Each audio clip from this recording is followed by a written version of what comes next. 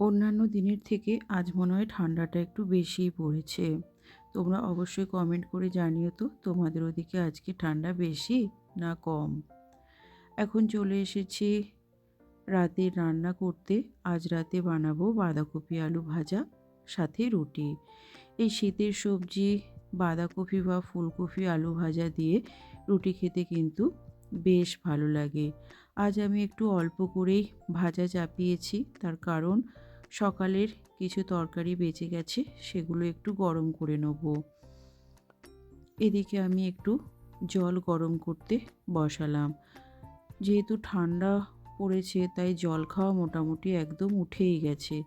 তাই জলের সাথে একটু জল মিশিয়ে খেলে জলটাও গরম হয় আর অনেকটা পরিমাণে জল খাওয়া হয়। তাই জলের সাথে জল একটু মিশিয়ে গরম করে খেলাম। এদিকে রুটিগুলো বেলে নিয়েছি, আর রুটি বেলতে বেলতে বাঁধাকপি আলুটাও আমার হয়ে গেছে, ওটা নামিয়ে নিলাম।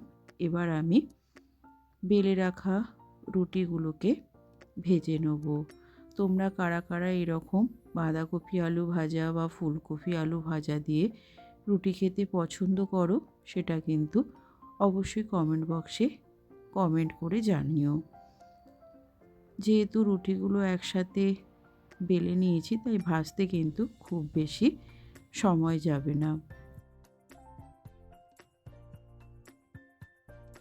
দেখো এদিকে রুটিগুলো আমার ভাজা হয়ে গেছে। এবার আমি সকালের যে তরকারিটা বেঁচেছিল সেটা একটু গরম করে নিলাম। গ্যাসটাকেও সুন্দর করে পরিষ্কার করে নেব। আজকের ব্লগটা কেমন লাগলো অবশ্যই জানিও।